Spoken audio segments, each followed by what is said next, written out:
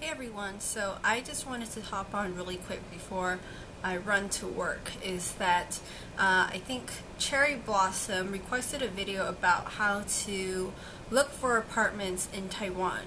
Now, of course, number one, I'm just looking at my notes, is I did it mostly online, and I went to a website which I'll link down below. I am not sponsored by them, but it's a very common website that most Taiwanese people use to rent and also buy homes at, and it is www.591.com.tw, and it's basically sort of like the apartments.com or all of those sort of apartment hunting websites in Taiwan. That one, as far as I know, is the easiest to navigate.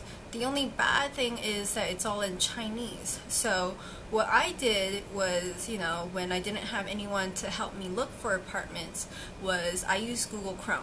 Now you're gonna keep hearing me talk about Google, and it's the only reason why is as a browser, it's just so much easier to use because it translates and everything.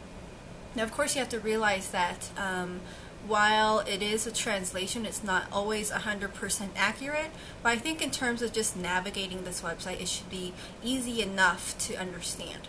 So when you go to the website, you'll just see, just translate it, and then the second one over is going to be rent, and then you plug in your county, the city you want, and the type of apartment you want.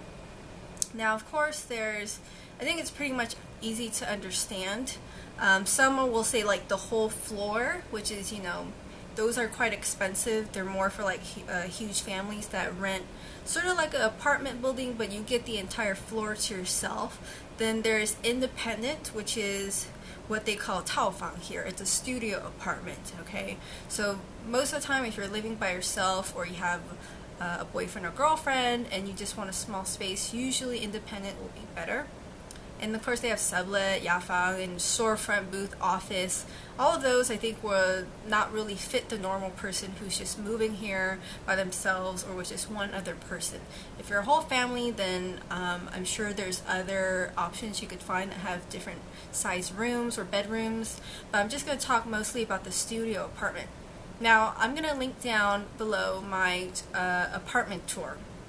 And I would say, oftentimes when you look on these websites, they'll kind of boast about how much or how many ping are in the actual bedroom. And I remember, I think they said my bedroom was 10 ping, and they included the balcony. But when I look at my space myself, the interior is only about 5 ping maximum, I would say, and the balcony should be about 1 ping. Some landlords will include the space out towards the elevator, and they include that as part of how many ping you get and also your parking space, so be careful about that. So it's always safer to go actually physically look at your apartment before you decide on getting it. And also, 1 ping is equal to 3.305785 square meters, and 1 ping in terms of square feet is 35.5831,736 square feet. Okay, just round it up to 35.5 or 35.6. So that's just for reference. My space isn't very big at all. If you look at my room tour, my balcony, I have to step sideways, and I'm a very petite person. And in my bedroom, I have a very small walkway. You can get by with living with 2 people, but it's going to be very crowded, and you can't have a whole lot of stuff. With just me alone, I fill up this whole space with the crap I have. Either way, I would say that website is the best way to look for apartments yourself. Some things to note is that some of them go through realtors, and usually if you have to call through a realtor, usually you have to pay some sort of commission fee, so be careful about that. Some of them will be listed as through the actual owner of the actual place themselves, in which case it will say basically you don't have to pay a commission fee. So when I got my place, I did not pay a commission fee because it was the landlords or the owners of this whole building themselves, and therefore I didn't have to pay a commission fee, which is good. Sometimes people will go to real estate agencies to find an apartment. I don't think that's always necessary, unless you want to find like a really, really nice place. Also, some other things is when you are looking, you want to look at the deposit. Most of the time, the deposit is for 2 months of rent in advance. And with that, it's quite a lot of money, especially if your rent is even higher. Sometimes I'll also mention is I think it's worth it more to actually pay more for rent to have your own balcony and washer, because as I'm sure many of you have known before, when you live in an apartment and you share the washer and dryer, sometimes you could get into arguments with some of the tenants because they might take out your laundry, or they might throw something in, or they might take something, who knows. I think security in Taiwan and police don't really bother with these things, and I feel like sometimes the landlord doesn't really bother with such they think are trivial things but are big to us. So for me, even though it's in my city, I would say most people pay $7,000 to $8,000 in my particular area, but I pay about $2,000 NT more because I'm willing to get my own washer and balcony, so I don't have to deal with other tenants, being worried about my laundry, things like that. And in the end, it adds up anyways, because you have to pay for those type of laundry machines, whereas for me, I just use how much I need. Other things are, I mentioned about security doors. Now, some people might call me paranoid, but I think it's always safer to just get a more secure place. For example, downstairs we have a security door that goes to our parking lot, and basically, or our parking garage, and our parking garage is secured off, and so we could all relax and leave our helmets out, and nobody should probably take our stuff because there's security cameras there. And sometimes you do run into a problem where some people don't close the door, or on each floor there should be a security door as well. You just never know what happens. I think you have to consider the area in which you're living in.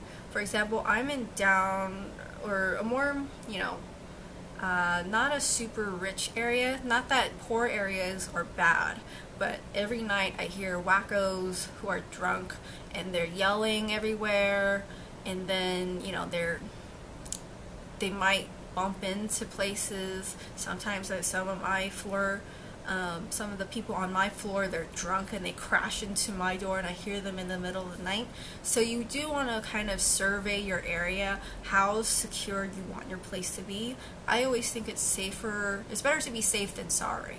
But overall, if you do have somebody you know from Taiwan or whatever country you're moving to, it's best to go with someone else when you're actually meeting the landlord. If it's through an agency, I feel like, okay, it could be a little bit safer, especially if it's a well-known agency. Other times, it's better if you go with somebody you actually trust.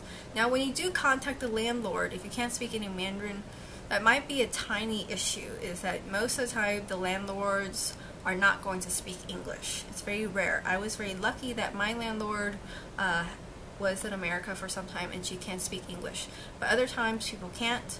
Agency people, I'm not quite sure. I'm sure some of them can, or they will refer to you to someone who can in their same agency, because there's foreigners who come here to live and they must have to speak English, but typically the landlord will not speak English. Alright, this video is going to seem very choppy now, but I needed to mention this point and put it in here, also included in my apartment hunting tips. Also, another thing to consider is whether or not your landlord has some place for you to throw out your trash. Now, like I mentioned in my first place, they didn't. They said I have to throw out my trash on my own.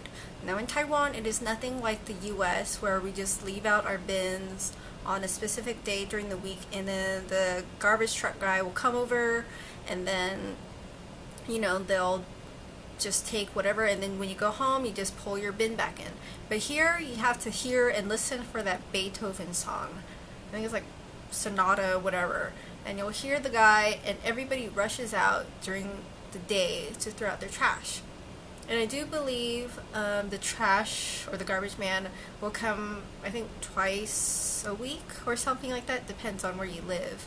And then it could be at any time. And for me, it's around when I'm about to leave for work. Right now it's about 6:30 p.m. And most people are still at work. They're coming home, or they are leaving for work like me, and then you won't have any place to throw it.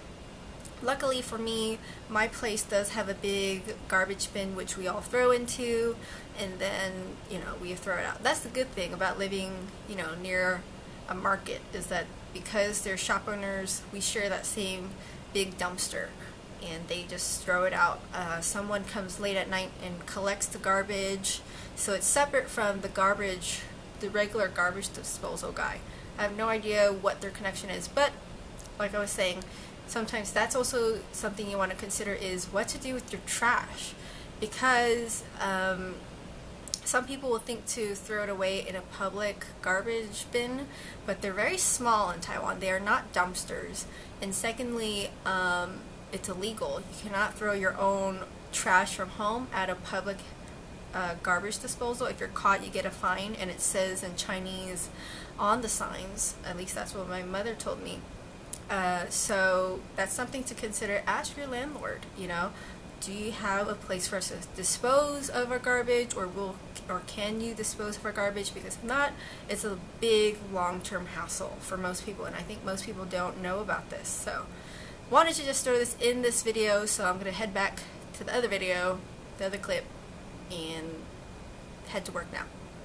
Other things are some places you do want to be aware if you're moving in with the landlord. So one of the first places I've ever been to, I lived with the landlord right across. It was basically their house, and I lived in one of their bedrooms. And to me, that was not that fun, because they really got involved in anything I did, or when I came home, or it just was very nosy. Some landlords are good about giving you privacy, but those people definitely weren't. In my case, yes, I'm living with my landlord as well, but they're on a different floor, and they actually give us privacy. They're more like an actual apartment complex system, and they got many different rooms. So overall, number one thing is going to that website, 591.com.tw. Use Google Translate so that you could read the language in English, and then go with somebody if possible to negotiate for you as well, and somebody who's familiar about renting, to know whether or not you're getting ripped off. And of course, think about the security of the area and how good the area is, how safe it is. If you feel like you're with crazy people, you might want to be aware of that. And if possible, they're always going to say, oh, we're running out of bedrooms, you better sign now.